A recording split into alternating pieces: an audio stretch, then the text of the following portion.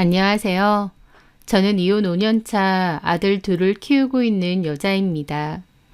5년 정도가 지난 일인데도 그때의 일을 떠올리면 참 씁쓸하고 어이없는 웃음이 지어집니다. 14년간의 결혼 생활을 유지하다가 이혼을 맞이했는데 그 끝이 참 허무하기도 하고 씁쓸하기도 하고 결혼은 무엇인지 인생은 무엇인지에 대해서도 참 많이 생각해 보게 되었어요. 14년간의 결혼 생활은 그리 녹록지 않았습니다. 시댁 식구들의 갑질 때문에 상처받을 일도 많았고 혼자 분통이 터져 잠을 못 이루는 날도 종종 있었어요.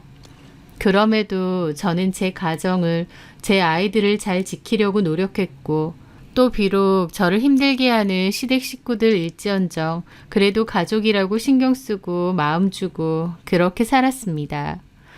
제 딴에는 제 결혼 생활을 잘 유지하려고 나름의 노력을 하며 살았던 것 같은데 그 끝은 결국 배신과 이혼이라고 하니 서글픈 감정이 드는 것도 사실이에요. 하지만 한편으론 속 시원하고 후련하기도 합니다. 얻는 게 있으면 잃는 것이 있다는 말처럼 또 잃는 것이 있으면 얻는 것도 있기 마련이죠. 제가 가장 사랑하는 아이들에게 이혼 가정이라는 아픔과 상처를 준 것이 제가 잃은 가장 큰 부분일 테고 말도 안 되는 갑질을 부리던 시댁으로부터의 자유, 더 이상 소갈이하지 않아도 된다는 그 감정적인 자유가 제가 얻은 가장 큰 부분이 아닌가 싶네요. 저는 남편과 3년 연애 끝에 결혼을 했었고요. 아들 둘을 낳고 여느 부부와 다름없이 평온하고 행복하게 나름 잘 살았습니다. 둘째 아이가 초등학교 2학년이 되던 즈음 저는 제 취업에 성공하게 되었어요. 둘째 아이 출산 후에 다니던 회사를 그만두었었고 줄곧 가정주부로만 살아왔는데요. 아이들이 점차 커가면서 드는 돈도 많고 저도 일을 해야겠다는 필요성이 많이 느껴졌습니다. 물론 경제적인 이유 때문에 일을 하려는 게 가장 컸지만 그에 못지않은 이유는 일을 하면 시댁 식구들의 간섭과 참견으로도 좀 벗어날 수 있지 않을까 싶어서였거든요. 결혼 초부터 시댁 식구들 때문에 이런저런 갈등이 꽤 있었고 저 혼자 상처받고 삭히는 날도 많았습니다. 결혼한 지 14년이 되었는데도 저한테 각박하고 차갑게 구시는 시부모님. 본인도 결혼했고 시댁도 있으면서 어머님 옆에 딱 붙어서 못지않게 얄밉게 굴던 신우. 결혼 생활을 유지해 가면서 제가 가장 많이 느꼈던 건 내가 뭘 그렇게 잘못했길래 나한테 저러나 였습니다. 그 집에서 제일 만만한 사람이 저였고 제일 함부로 굴어도 되는 사람이 저였던 것 같아요. 저를 별로 좋아하지도 않으시면서 주말마다 시댁에 오라고 하셨고 가면 신우도 아이들을 데리고 잘 와 있었습니다. 시댁 집안일, 식사 준비 다 저한테 맡기고 자기들은 편하게 놀고 쉬면서 저를 잘 부려먹었어요. 남편도 특별히 저를 위해주는 사람이 아니고 저나 아이들보다도 자기 본가 식구들이 먼저인 사람이었습니다. 그런 게 너무 섭섭할 때도 있었지만 그래도 시댁에 관련된 일만 아니면 저희 아이들에게 좋은 아빠였고 가정으로서도 성실하고 부지런한 사람이었기에 아쉬운 부분은 어쩔 수 없다고 생각했어요. 어쨌든 결혼 기간 동안 내내 시어머니와 신우 때문에 속상한 일은 말할 수도 없이 많았습니다. 게다가 어머님은 평소에도 저한테 집에 놀면서 남편 돈으로만 생활한다. 내 아들만 고생한다. 너 내 아들 돈으로 낭비하지 마라. 라는 소리를 곧잘 하셨어요. 그게 너무 듣기 싫기도 했고 또 제가 집에 있다는 이유로 시도 때도 없이 연락하시고 심부름도 잘 시키셨죠. 제가 차가 있는데 무슨 저를 개인 비서처럼 여기 태워줘라 저기 태워줘라 잘 그러셨어요. 어쩌다 약속이 있어서 힘들다고 하면 집에서 노는 주제에 무슨 약속이냐며 내 아들 돈으로 놀고 먹느냐고 한 소리 하셨죠. 제가 일을 하게 되고 직장을 나가게 되면 그런 부분들이 좀 덜하지 않을까 싶어서 재취업할 생각은 계속 있었습니다. 하지만 경력 단절이 된 지 오래기에 재취업이 쉽지 않았어요. 꾸준하게 이력서도 넣어보고 공부도 다시 하면서 준비를 했지만 쉬운 일은 아니었죠. 그러다가 운 좋게 취업이 된 겁니다. 제가 원래 일하던 분야였고 회사는 그렇게 크지 않아도 탄탄한 편이었어요. 게다가 대표님도 아이를 키우고 있는 여자분이셨기 때문에 제 사정과 절박함을 많이 이해하고 알아주시더라고요. 그렇게 저는 일하기로 했고 제 취업에 성공했다는 기쁨이 몹시 컸습니다. 믿고 저를 뽑아주신 만큼 저도 열심히 일하고 또 부족하거나 필요한 부분은 공부를 더 해야겠더라고요. 그렇게 남편에게 재취업이 됐다고 했는데 남편의 반응은 생각보다는 떨떠름했던 기억이 납니다. 제가 재취업을 하겠다고 처음 말했을 때는 열심히 해보라고 응원했는데 막상 제가 취업이 됐다고 하니 좀 시큰둥했어요. 취업하고 나면 아이들 케어나 집안일, 시댁 가는 것도 좀 소홀해질 텐데 하는 걱정을 하더라고요. 힘들게 재취업이 됐는데 응원해주기는커녕 떨떠름해하며 집안일과 시댁 걱정을 하는 남편이 야속하게도 느껴졌지만 그런 것들도 제가 더 열심히 하면 된다고 생각했어요. 제가 취업이 되었다고 하니 가장 배 아파한 사람은 시누이였습니다. 시누이도 계속 일자리를 구하고 있는 상태였는데 제가 먼저 직장을 구하게 되니 대놓고 배 아파하더라고요. 어머님도 저더러 너만 취업하지 말고 시누 일자리도 좀 같이 알아봐줘라. 취업 안 돼서 스트레스 많이 받는데 너까지 취업되니 마음이 좀 그런가 보다 라고 하시던데 제 취업도 힘들었는데 누구 취업을 알아봐 주겠나요? 어머님의 말에 저도 그냥 네 하고 말았었죠. 그런데 그 뒤에 신우는 갑자기 자기도 일을 하게 되었고 교육받으러 나간다는 얘기를 하긴 했어요. 무슨 일인지 자세하게는 못 들었고 어쨌든 취업이 됐다고 하길래 저도 축하한다고 그랬죠. 하여튼 그렇게 저는 감사한 마음으로 새롭게 구한 직장에 출근을 하게 되었습니다. 오랫동안 쉰 만큼 더 많이 배우고 더 열심히 일을 해야겠다는 생각이 많았습니다. 직장도 다니고 퇴근하고 오면 밀린 집안일에 아이들 케어까지 눈코 뜰 새 없이 바쁜 나날들이었습니다. 하지만 몸은 고단해도 마음은 좋았어요. 오랫동안 누군가의 아내이자 엄마로서만 지냈는데 이제는 이름을 불려가며 사회생활을 다시 하고 있으니 뿌듯했거든요. 돈을 떠나서 내가 사회에서 아직 쓰임새가 있다고 생각하니 기분 좋았던 거죠. 하지만 언젠가부터 남편하고 제 사이는 조금씩 틀어지기 시작했습니다. 제 취업 때문만은 아니고 정확한 시점은 모르지만 언젠가부터 남편과 제 사이가 조금씩 소원해졌어요. 남편은 평소에도 시간이 나면 아이들과 시간을 잘 보냈고 또 늦은 저녁에는 저랑 맥주를 마시며 대화를 하거나 TV를 보거나 또 아이들 자고 나면 심야 영화를 보러 갈 때도 한 번씩 있었습니다. 하나의 삶의 재미였고 남편과 제 사이를 돈독하게 만들어주는 것들이었는데요. 언젠가부터 남편은 아이들하고 시간을 보내기보다 개인 시간을 자꾸 가지려고 하거나 밖으로 나가고 또 저한테도 맥주를 마시자던가 대화를 하자는 얘기를 안 하더라고요. 반대로 제가 제안을 해도 피곤하다며 다음으로 미루는 경우가 많았고요. 새로 나온 영화가 있던데 애들 자고 나면 심야 영화로 보러 가자고 해도 피곤하다며 그냥 골아떨어지기 일쑤고 아니면 친구들과의 약속이 잡혔다며 밖으로 나가버리는 경우도 많았습니다. 남편이 부쩍 가정에 소홀해진 느낌은 분명 들었어요. 하지만 굳이 그런 걸 문제 삼지 않았던 건 남편이 그맘때 피곤하다, 우울하다라는 소리를 잘했었기 때문이었습니다. 저한테 말은 안 하지만 회사에서 피곤한 일이 많은 모양이었고 혼자만의 시간을 갖고 싶어하는 것 같았거든요. 그래서 저도 굳이 남편을 닥달하거나 시간을 같이 보내자고 보채지 않았고 그냥 내버려 뒀던 겁니다. 저러다가 다시 괜찮아지겠지, 다시 예전처럼 좋아지겠지라고 생각하면서요. 제 딴에는 남편을 생각하고 배려해서 그렇게 했었습니다. 남편이 뒤로는 딴 생각, 딴 짓을 열심히 벌이고 있는지는 상상도 못하고요. 하여튼 그렇게 취업한 지도 2달 가까이가 됐을 때였습니다. 그맘때 어머님의 생신이 다가왔어요. 어머님은 평소에 생신 같은 기념일을 꼭 챙기시는 편입니다. 당신 생신도 그렇고 아버님 생신도 남편이나 신우의 생일도요. 물론 제 생일은 따로 챙겨주진 않으셨지만 저도 굳이 생일날까지 시댁 식구들하고 보내고 싶진 않았기에 제 생일은 안 챙겨주셔도 아무 말 안 했습니다. 어쨌든 이번엔 어머님 생신이었는데 신우랑 남편이 외식으로 끝내지 말고 가족끼리 오랜만에 1박으로 여행을 가자는 얘기가 나왔죠. 남편이 그 얘기를 저에게 했고 저는 남편에게 혹시 생신이 있는 이 주말에 가려는 거면 나는 좀 힘들 것 같다고 했습니다. 하필 그 주말은 재고 조사 겸 마감이라 출근을 해야 되는데 그 다음 주로 가는 게 어떻겠느냐 물어봤죠. 회사 다닌 지 한 달밖에 안 됐었는데 재고조사에 저 혼자 개인 일로 빠질 수도 없는 노릇이고 또 제가 해야 할 일도 있었거든요.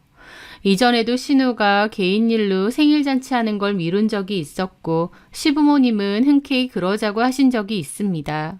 그랬기에 저도 남편에게 그렇게 말한 것이었죠.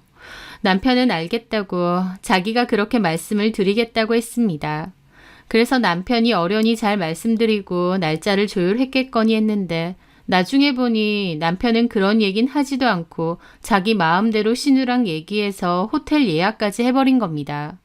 심지어 취소해도 환불이 되지 않는 특가 상품으로 예약을 잡아놨더라고요. 저는 날짜를 보고 남편에게 뭐라고 했죠. 이날로 하면 어떡해. 나 이날 안 된다고 분명히 말했잖아. 아, 깜빡했다. 취소 안 돼? 안 돼. 이거 마감 임박 특가라서 엄청 싸게 해놓은 거란 말이야. 취소도 안 되는 상품이야. 그럼 어떡해. 남편은 별다른 말이 없더라고요. 그래서 저는 고민 끝에 당신하고 식구들 먼저 출발해라. 나는 일 끝내놓고 오후에 따로 출발을 해서 합류하겠다 그랬습니다. 빠지면 빠진다고 또 말이 나올 것 같고 출근을 안 할 순 없으니 제가 뒤늦게 합류하는 것이 제일 나은 것 같았죠. 남편도 알겠다고 했고 그렇게 전하겠다고 했어요. 그런데 남편 말을 전해 듣게 된 시모와 신우가 저한테 엄청 화가 난 겁니다. 특히 신우가 갑자기 저한테 전화를 해서는 언니는 회사 일 다 하고 늦게 출발한다고요? 좀 너무한 거 아니에요? 라는 겁니다. 상황이 좀 어쩔 수 없어서요. 언니가 이 집의 유일한 며느리인데 참 성의가 없네요. 다른 날도 아니고 엄마 생신인데. 오빠한테 자세히 얘기 들었어요? 뭘 자세히요? 내가 오빠한테 이 주말은 좀 어렵다고 했거든요. 회사 재고조사랑 마감이라서 나만 빠질 수가 없다고. 그래서 다른 주말로 하면 안 되겠느냐고 했는데. 그러면 언니, 그 잘난 회사 때문에 엄마 생신을 변경하란 말이에요? 언니 때문에 일정들이 다 틀어졌잖아요. 언니만 이래요? 나도 일하고 있고 전부 다 일하는 사람들이구만. 언니 회사 때문에 엄마 생신 날짜까지 변경하라는 거야 뭐예요? 아니 아가씨, 작년인가 재작년에도 아가씨 일이 있다고 해서 어머님 생신 다른 날로 했었잖아요. 그때는 아무도 별 얘기 안 했었고요. 그래서 저도 피치 못하게 되었으니까 날짜를 좀 바꾸자고 한 건데. 그때랑 이거랑 같아요? 언니 일부러 이런 거죠? 늦게 와서 대충 시간이나 때우려고. 무슨 말을 그렇게 해요? 엄마 완전 기분 나빠하세요. 가뜩이나 언니한테 기분 나쁜 거 좀 있었는데 이 일로 완전 언짢으셔서 이럴 거면 어디 가지 말자고 하시던데요? 하면서 날이라도 잡은 듯 저한테 뭐라고 하더라고요. 신우 옆에는 어머님도 계신 듯 부추기며 됐다고 그냥 오지 말라고 그러시는 겁니다. 너무 황당하더라고요. 다른 것도 아니고 회사 일 때문에 어쩔 수 없는 상황인 거고 또 제가 남편에게 다른 날로 잡자고 양해를 구해달라고 했잖아요. 그런데도 남편이 그냥 그 날짜로 잡은 건데 제가 늦게 간다는 이유로 몰아세우는 겁니다. 평소에는 저도 그냥 내내 하지만 그날은 너무 기분이 상해서 저도 얘기했죠. 아가씨, 개인적인 일도 아니고 회사 일 때문에 어쩔 수 없는 거잖아요. 뭐 얼마나 대단한 회사를 다닌다고 유세해요? 유세라고요? 말 다 했어요? 지금 저한테 따지는 거예요? 하는데 갑자기 어머님이 전화를 받으시더라고요. 얘 성미야, 너 내 생일 몰랐니? 아니요 어머님, 알았는데.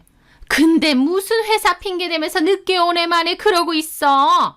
주말에 출근 안 한다면서 마침 그 주말에만 회사 갈 일이 생겨? 너 그거 핑계 대는 거 내가 모를 줄 알아? 무슨 핑계예요, 어머니. 제가 그런 핑계를 왜 대나요? 너 그냥 오지 마라. 무슨 엎드려서 절받기도 아니고 오기 싫어서 온갖 핑계 다 대는 며느리 나도 싫다. 어머니, 핑계 아니고 저도 어쩔 수 없는 상황이니까 그렇죠. 얘가 어디서 소리를 질러? 뭘 잘했다고? 어머니, 일 좀 한다고 시어머니고 시댁 식구들이고 아주 우습게 보여? 네가 하면 뭘 얼마나 하는데? 벌면 뭐 얼마나 번다고? 하는데 저는 속으로 어머님이나 신우나 작정을 했나 싶더라고요. 저도 너무 화가 났지만 일단 한 발 물러나서 사과를 했죠. 어머니, 죄송해요. 공교롭게 날짜가 그렇게 됐어요. 제가 최대한 일 빨리 마치고 합류할 수 있도록. 됐다! 오지 마라! 그러더니 전화를 탁 끊어버리시는 겁니다. 저는 끊긴 전화를 들고 벙쪄 있었죠. 진짜 해도 너무한다 싶더라고요. 톡 까놓고 제가 아니라 남편이 회사에 일이 있어서 늦게 간다거나 신우 남편이 늦게 온다고 했으면 절대 이런 반응이 아닐 겁니다. 만만한 게 나인가, 이 집의 동네 북이 나인가 싶어서 너무 서글프고 화도 나더라고요. 남편에게도 이 얘기를 했고 남편은 그래도 제가 먼저 숙이고 들어갔으면 하더라고요. 저도 화가 나긴 했지만 어쨌든 어머님 생신이고 하니 저도 양보해서 전화를 드렸습니다. 그런데 제 전화를 안 받으시는 거예요. 그리고선 문자로 너는 올 필요 없다 이렇게만 보내셨더라고요. 그 문자 보는데 저도 할 만큼 했고 더 이상은 하기 싫었습니다.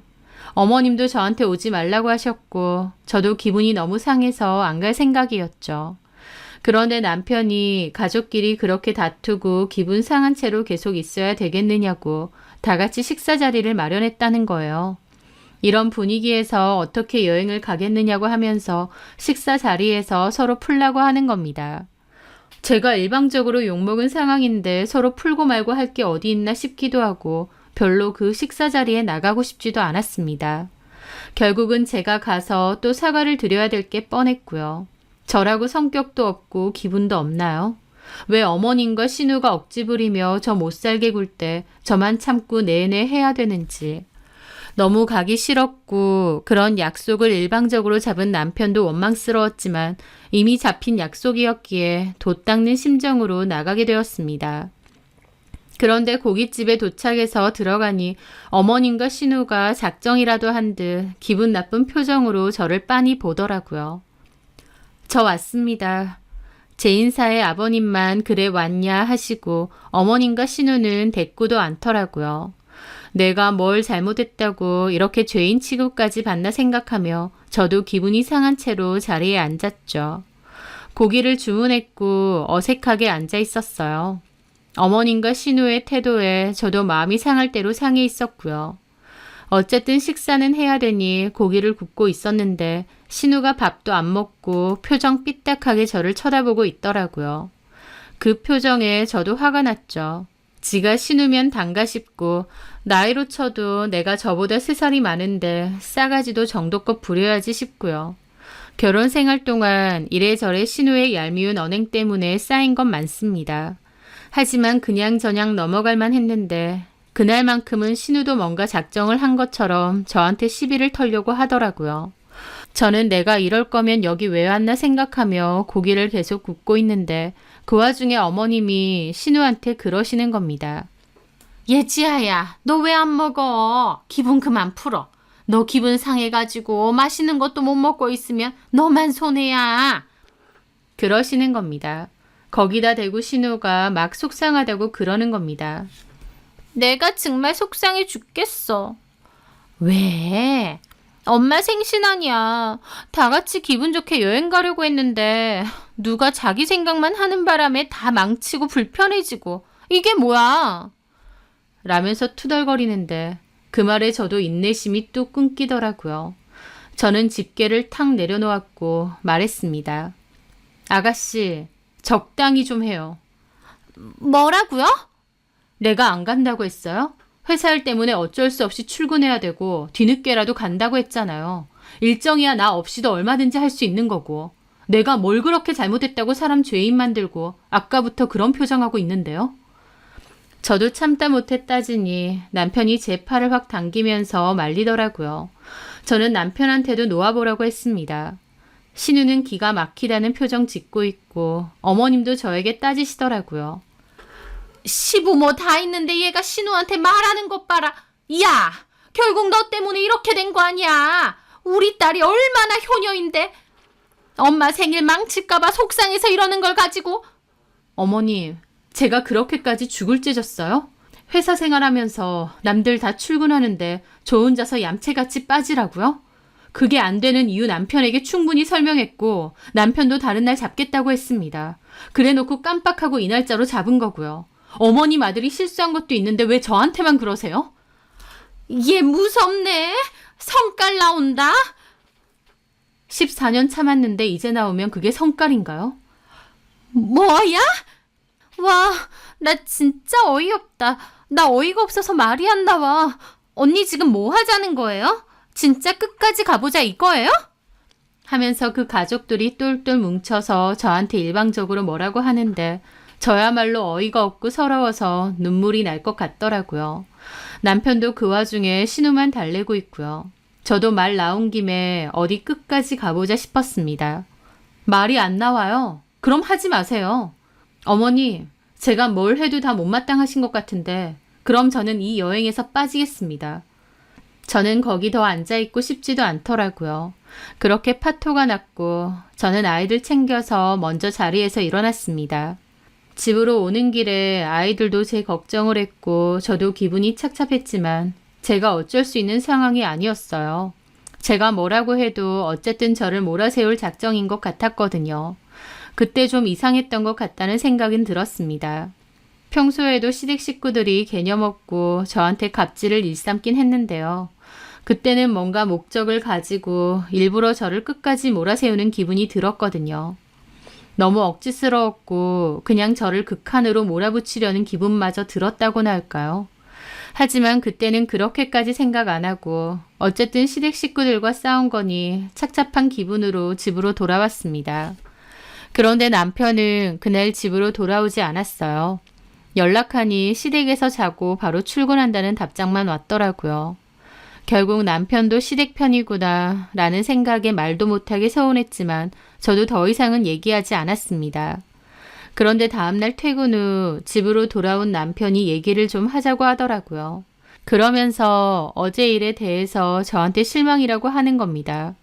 실망이라는 그 단어에 저도 폭발했죠. 실망? 누가 누구더러 실망이라는 거야? 꼭 그렇게까지 했어야 했어? 내가 뭘 어쨌는데? 할 말 다 하고 엄마랑 지한테 상처 다 줬잖아. 내가 받은 상처는 안 보여? 당신이 말해봐. 내가 뭘 그렇게 잘못하고 죽을 죄를 졌어? 당신도, 당신네 가족들도 왜 이렇게까지 하는 거야? 내가 뭘 그렇게 잘못했다고? 저도 악에 받쳐서 따졌고 따지다 보니 너무 서러워서 눈물이 다 나더라고요. 남편까지 철저한 남의 편이니 너무 서러웠습니다. 그런데 남편은 울고 있는 저를 달랠 생각조차 없었어요. 그리고 저한테 그러더군요. 지친다, 진짜. 우리 이혼하자. 난데없이 남편의 입에서는 이혼 소리가 나오는 겁니다. 이혼할 만한 일도 아니었던 것 같은데 남편이 마치 기다렸다는 듯 저 말을 하니 벙찌게 되더라고요. 뭐라고? 이혼? 나도 지쳐. 당신하고 엄마랑 지아랑 사이 안 좋은 거. 말 똑바로 해. 사이가 안 좋은 게 아니라 당신 엄마랑 당신 여동생이 일방적으로 나 괴롭히고 따돌리는 거야. 당신도 그렇게 우리 엄마나 내 동생한테 잘하는 것도 아니었잖아. 내가 여기서 뭘 어떻게 더 해야 돼? 우리 집 가면 꺼다 놓은 보릿 자루고 애교 하나 없고 뭐 물어봐도 단답해. 우리 엄마나 지아나 당신하고 친해질 생각이 들겠어? 내 성격까지 바꾸라는 거야? 그래도 나 노력했어. 당신이 시댁 가자고 하면 군말 없이 갔고 어머님이 별의별 거 다 시켜도 아무 소리 없이 다 했어. 근데 처음으로 할 말 다 했다고 나한테 이혼. 이게 말이나 돼? 내가 보기엔 다른 이유가 있는 것 같은데. 당신 혹시 바람났어? 여자라도 있어? 무슨 말 같지도 않은 소리야. 나는 우리 가족도 중요해. 근데 당신하고 우리 가족은 도저히 섞이지가 않아. 아무리 세월이 흘러도 물과 기름처럼 그대로라고. 우리 가족이라니.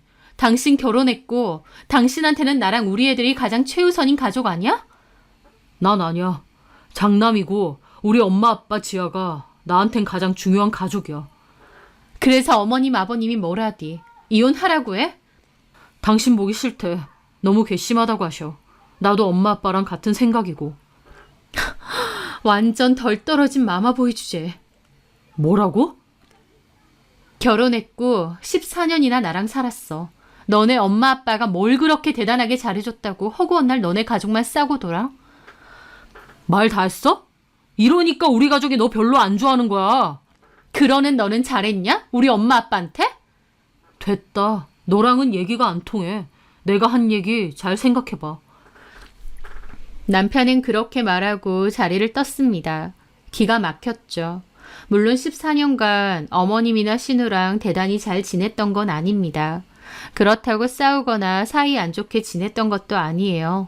싸운 건 이번이 처음이었고 그전에는 그냥저냥 지냈습니다. 스트레스를 받아도 저 혼자 참고 삭히면서요. 정확히는 사이가 안 좋았다기보다 일방적으로 어머님이나 신우가 저를 별로 안 좋아했고 저도 애살 있게 대하지는 않았던 것 뿐이었습니다.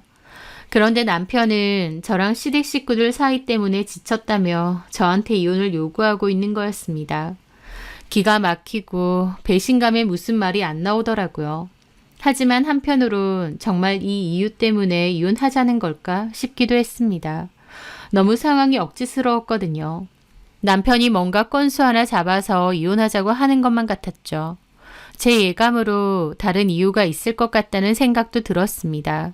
어쨌든 남편은 그렇게 집을 나갔고 저는 집으로 돌아오라고 몇 번이나 연락을 했습니다. 하지만 남편은 당분간 시댁에서 지내겠다며 자기가 한 얘기 잘 생각해보래요. 저랑의 사이도 예전 같지 않고 우리가 서로에게 많이 지쳤다 어쩐다 하면서요. 저는 애들 생각은 안 하냐고 했고 그 말에 더 이상 답변이 없더라고요. 갑자기 남편은 이혼을 요구하고 있고 왜 갑자기 이렇게 되었나 머리가 컴컴해졌습니다.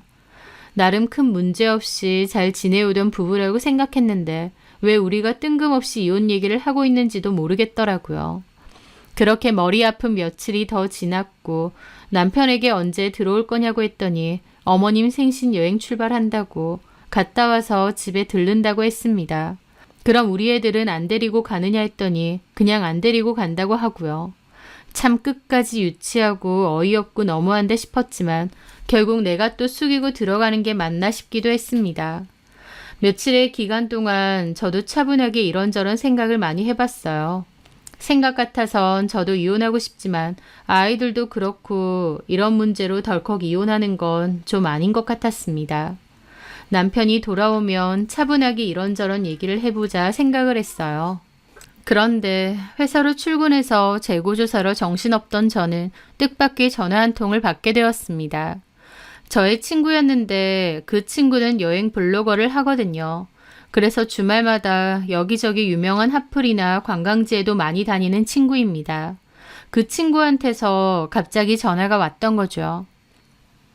샘이야. 너 어디야? 나 회사. 회사? 오늘 토요일인데? 나 재고조사 있어서. 근데 어쩐 일이야? 너네 남편 여행 왔지? 그걸 어떻게 알았어? 세상에, 맞네 그럼. 나 지금 유명한 핫플 카페 왔거든? 근데 보니까 네 남편이 있는 거야. 가족들이랑 우르르 앉아있더라고, 단체석에. 친구는 남편 포함해서 가족들이 다 있는데 그 와중에 제가 없으니 전화를 한 줄 알았습니다. 그런데 나는 당연히 너도 있는 줄 알고 반가워서 인사하려고 했지. 이런 데서 우연히 만났으니까. 근데 내가 딱 보니까 네가 없는 거야. 나도 너네 시어머니랑 신우 얼굴 대강 알잖아. 그렇지.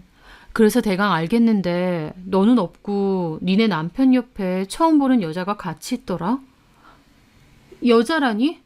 게다가 네 남편이 세상에 지금도 그 여자 어깨 감싸고 있어. 뭐라고? 저는 들으면서도 믿을 수가 없었습니다. 갑자기 무슨 여자인가 싶고 이게 무슨 말인가 싶더라고요. 야, 내가 살짝 찍어볼게. 확대가 어디까지 되나 모르겠지만 일단 대충 찍어서 보내줄 테니까 네가 직접 봐. 혹시 아는 사람인지. 알았어. 그렇게 전화는 끊겼고 저는 초조한 기분으로 친구의 톡을 기다렸습니다. 잠시 후 톡이 울렸고 확인해 보니 친구가 멀리서 최대한 확대해서 찍은 사진이었어요. 좀 흐릿하고 흔들리긴 했지만 그래도 분명 남편의 얼굴도 보이고 어머님 얼굴도 보이더라고요. 그런데 정말 남편 옆에는 처음 보는 여자가 있었습니다. 친구 말대로 남편은 그 여자의 어깨를 감싸고 있고요. 너무 충격이었고 저는 최대한 확대를 해서 그 여자 얼굴을 봤습니다.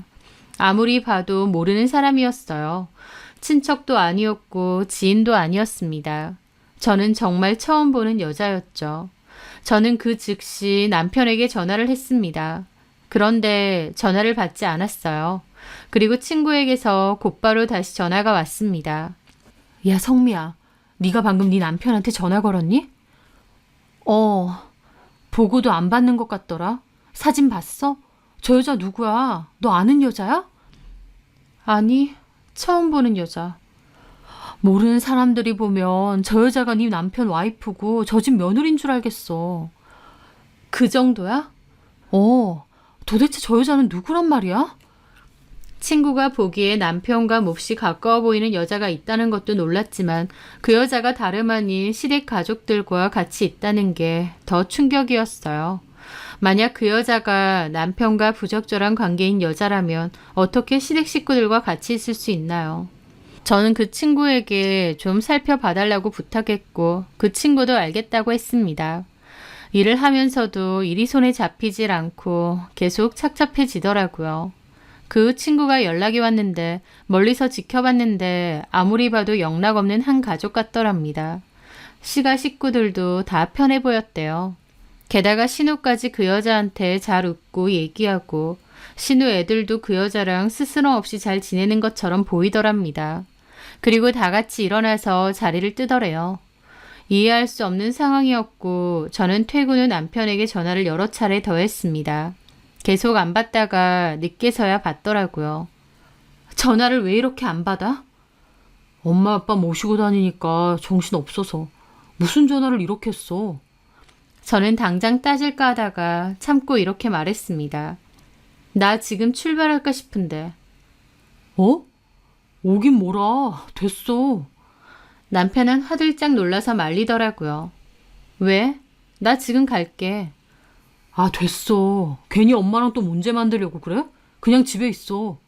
저는 그 여자의 존재에 대해 물으려다가 일단 입을 다물었습니다. 그리고 곧바로 남편 컴퓨터를 뒤져보게 되었어요. 제가 모르는 뭔가가 있을 것 같아서요. 남편은 평소에도 컴퓨터를 많이 쓰는 편인데다 저는 제 노트북이 있었기 때문에 남편 컴퓨터는 거의 쓰지 않았거든요.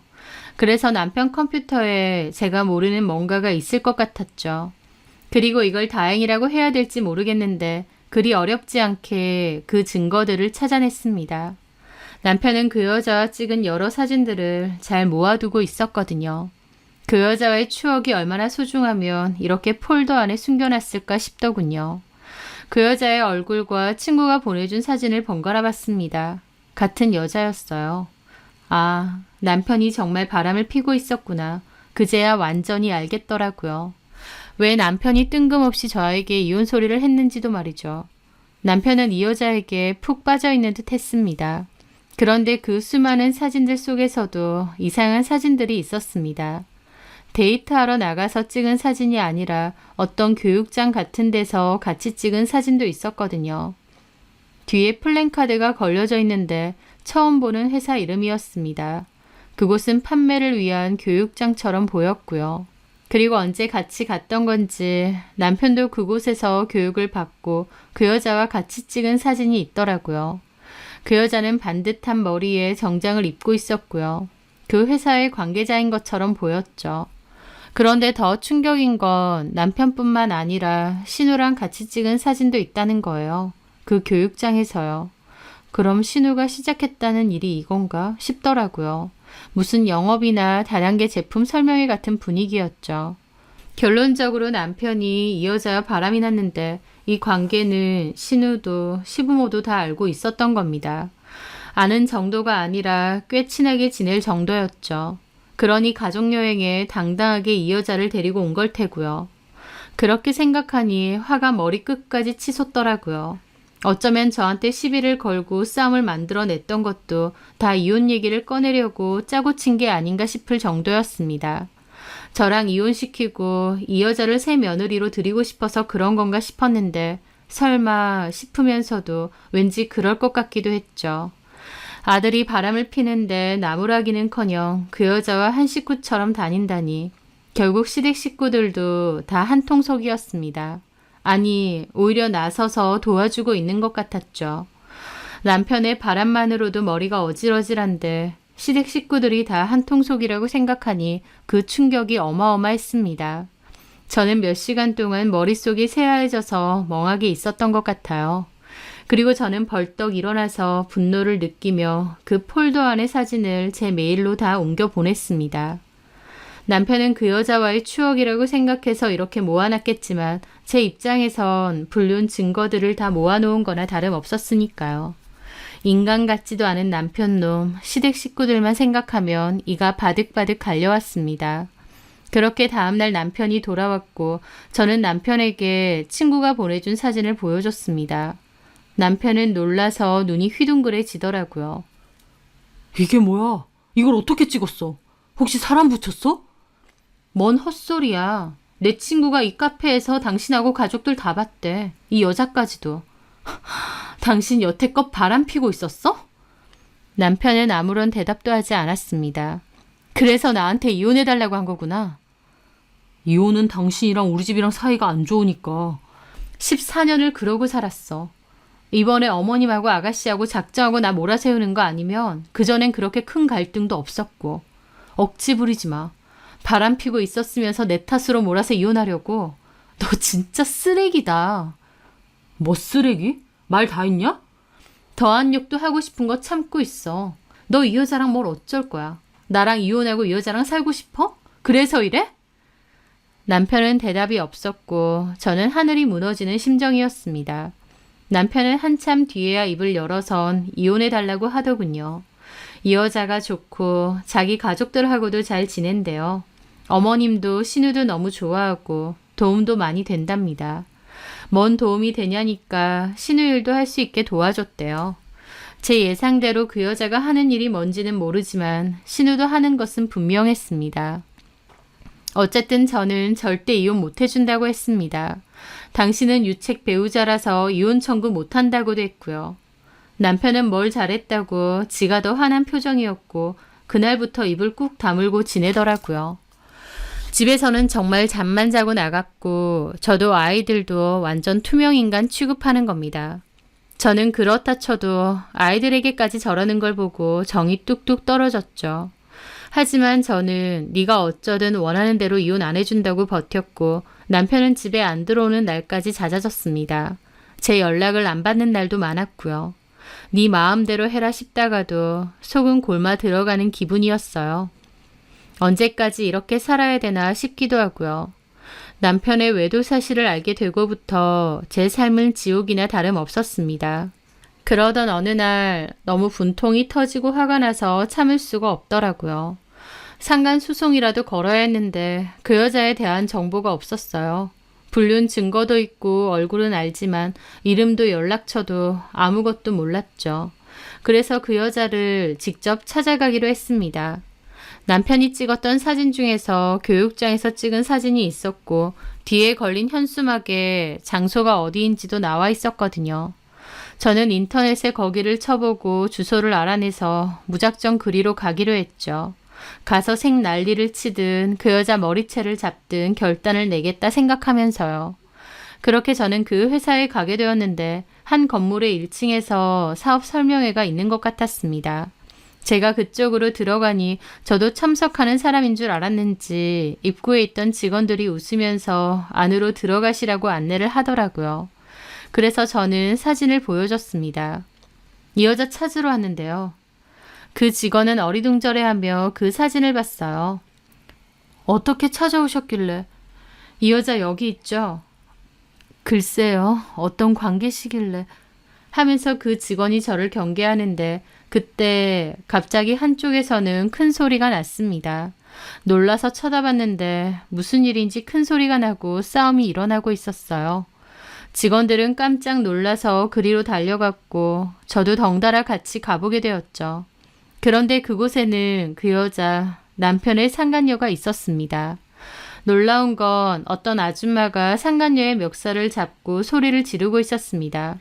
너 때문에 내가 빚이 얼마나 생긴 줄 아느냐. 이건 사기다. 내 돈 내놔라라며 울부짖고 있었죠. 저는 놀라서 그 여자의 이름표를 봤는데 정선아라고 되어 있었습니다. 다른 사람들이 와서 그 아줌마를 말렸고 정선아는 여기서 이러시면 안 된다고 화를 내고 있더라고요. 그리고 그 아줌마는 달려온 경비와 직원들에게 붙잡혀 쫓겨났죠. 정선아는 익숙한 일인 양 또 날파리라도 쫓은 양 옷을 털어내고 교육장 안으로 들어갔고요. 저는 어안이 벙벙해서 그 광경을 지켜보다가 정선아 쪽이 아닌 그 쫓겨난 아줌마 쪽으로 갔습니다. 그 아줌마는 밖으로 쫓겨난 이후에 어디 가지도 못하고 허망한 얼굴로 주저앉아 있더라고요. 저기 괜찮으세요? 그 아줌마는 경계심 가득한 얼굴로 저를 보는 겁니다. 아까 저기서 지켜봤는데 너무 막무가내로 쫓아내는 것 같더라고요. 무슨 일인지. 그 말에 그 아줌마 눈이 희번뜩 하더라고요. 이봐요. 혹시 여기 교육 들으러 왔어요? 네? 아니요. 그건 아닌데. 여기 속아 넘어가지 마. 내가 미치고 환장하겠어. 저것들 때문에 내가 돈을 얼마나 날린 건지 몰라. 하면서 우시는 겁니다.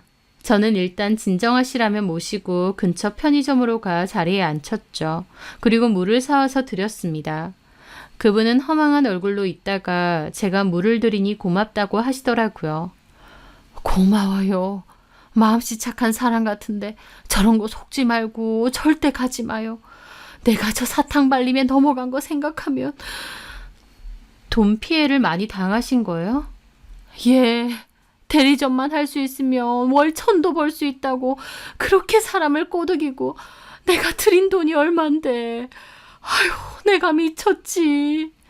하면서 저한테 대리점 운영을 위해서 쓴 물건 구매값이며 어마어마한 경비 내역서를 보여주시더라고요.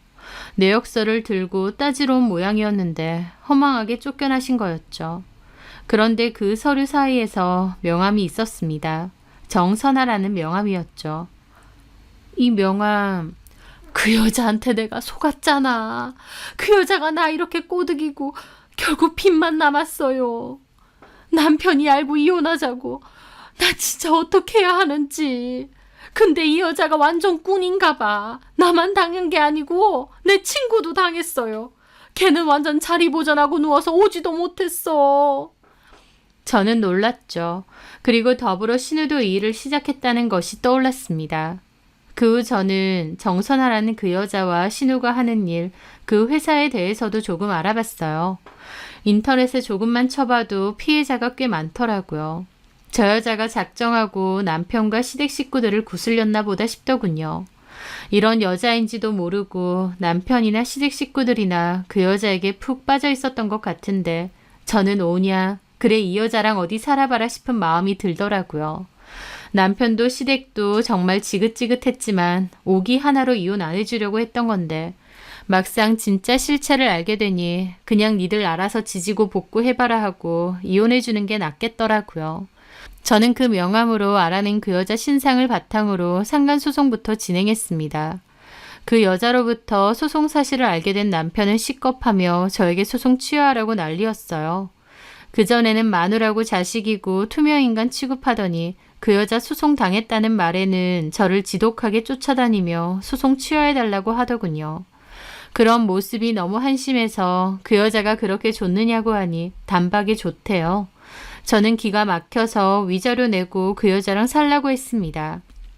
남편은 위자료 따로 줄 테니 소송 취하해달라고 했고 저는 내가 소송해서 받으면 그만이지 왜 취하해줘야 되는지 모르겠다고 했죠. 결국 남편은 그 여자 등살에 못 이겼는지 위자료보다 훨씬 많은 금액을 지불하겠으니 취하해달라고 부탁했습니다. 결국 고민 끝에 저는 훨씬 많은 금액의 위자료를 받기로 하고 소송은 취하해주기로 했어요. 그리고 재산 분할도 살던 집을 정리하고 적정한 선에서 제 몫을 받아냈습니다. 남편은 그 여자한테 푹 빠져서 아내고 자식이고 안 보이는 상황이었기에 양육권은 금방 포기하더라고요. 양육비까지 지급받기로 확인받고 그렇게 협의 이혼을 했습니다. 저도 너무 지긋지긋했고 어차피 남편 놈 알아서 잘 망할 건데 괜히 소송으로 제 시간 낭비하고 싶지 않아서 잘 협의해 줬던 거죠. 그렇게 저는 이혼을 했고 남편은 저에게 위자료와 재산분할 명목으로 꽤 많은 돈을 넘겼음에도 들떠 보이고 신나 보이더군요. 아마 그 여자와 새 출발을 꿈꾸는 것 같았죠. 저는 생각만 해도 이가 갈리는 전 남편과 전 시가 사람들을 애써 지워버리고 제 삶과 아이들에게 집중하며 살려고 노력했습니다. 그래도 제가 일을 하고 있고 직장이 있다는 것이 큰 위로가 되었어요. 바쁘게 살았기 때문에 잡생각 안 하며 살기도 했고요. 그렇게 저는 이혼 후의 삶에 적응하며 아이들과 잘 지내고 있을 무렵이었습니다. 1년도 지났을 때인데 남편이 약속했던 양육비를 자꾸만 미루더라고요. 여러 번 연락했는데 사정이 좀 안 좋다. 다음 달에 같이 주겠다라며 차일피일 미루는 겁니다. 회사 다니는 월급쟁이가 무슨 사정이 안 좋아서 양육비도 똑바로 안 주냐고 뭐라고 했죠. 그랬더니 전 남편이 한숨과 함께 한다는 소리가 나 회사 그만둔 지 좀 됐어. 라는 겁니다. 아니 매달 양육비도 지급해야 되는데 회사를 덜컥 그만두면 어떡해. 아 그놈의 양육비 내가 알아서 보내준다고. 안 보냈잖아. 가뜩이나 미치겠네. 너까지 진짜 왜 이러냐. 나 진짜 완전 망했다고. 이제 속 시원하냐? 하며 울부짖는 겁니다. 너무 황당했죠. 뭔 짓을 했길래 뭐 한다고 회사를 그만둬? 그 여자 때문에 개인 사업 한다고. 그 말에 그 여자가 있던 그 직장이 떠오르더라고요. 설마 네 상간녀가 하자는 대로 그 화장품 사업인가 뭔가 너도 했어? 나도 하고 지아도 하고 엄마까지 다 뛰어들었는데 어처구니가 없어서 웃음이 나더라고요. 거기에 다 뛰어들었다고? 그 여자가 돈도 잘 벌고 그 사업으로 돈 엄청 벌었다더라고. 우리도 이제 한 가족이니까 자기가 잘 이끌어 주겠다고. 너 그 여자랑 지금도 만나? 재혼이라도 해? 그 망할 년이 헤어지자고. 돈만 털어먹고 잠적했어. 그때 너랑 재산 분할한다고 집 한 돈, 그 돈까지 다 투자했는데. 하면서 전 남편은 흐느끼더라고요. 저는 입이 뜨악했죠. 그 돈을 다 거기에? 미쳤어? 처음부터 다 넣은 게 아니라 대리점만 열 수 있으면 월 수익 보장된다고 해서 좀 무리하다가 미치겠다 진짜. 아가씨, 아니 네 여동생하고 어머님까지? 윤서방도 다 알고 지아한테 이혼하자는 소리까지 하고.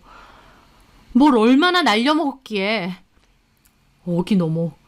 미쳤네. 미쳤어. 그래 맞아. 내가 미쳤지. 그런 사기꾼 같은 년인지도 모르고. 그년 찾아내야 돼. 연락도 두절되고 지금 지아도 엄마도 그년 찾아낸다고 혈안이 되어 있어. 그래서 양육비 당분간은 못 줄지도 몰라. 이해 좀 해줘. 어이가 없더라고요. 그 여자한테 당하고 양육비 늦게 준다고 하니 말이죠. 저는 계속 미루면 나중에 법원 찾아갈 거라고 양육비는 어쨌든 제대로 입금하라고 하고 그냥 말았습니다. 아는 지인에게 건너 들어보니 제 생각 이상으로 남편과 시댁 상황이 처참하더라고요. 그 상간녀가 그 화장품 사기업체의 나름 간부급 같았고 그것만 믿고 전 남편과 전 시가 식구들이 꽤 많은 돈을 투자했던 모양이었습니다. 교육도 적극적으로 받고요. 하지만 전 남편도 그 상간녀의 어장 속의 물고기 중 하나였던 모양이었어요. 된통 돈만 날리고 그 여자랑도 헤어지고 참 꼴이 우습고도 한심하게 됐더라고요. 그때 교육장에서 사기당한 피해자를 만났을 때 언젠가는 전 남편과 전 시가 사람들도 이런 꼴을 당할 것 같기도 했습니다. 그런데 진짜로 이렇게 되니 참 우습기만 하더라고요. 남편의 상간녀를 새 며느리로 맞이할 생각에 저 몰아내고 이혼시키려고 작정했던 전 시가 식구들. 결국 그 벌 제대로 돌려받는 게 아닌가 싶습니다.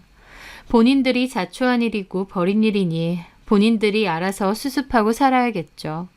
참 어이없으면서도 그렇게 된통 당했다 생각하니 쌤통이다 싶기도 해요. 제 인생을 좀먹고 있었던 그 지긋지긋한 사람들에게서 벗어났으니 저도 앞으로는 제 인생에 집중하며 잘 살아보려 합니다. 제 사연 들어주셔서 감사합니다.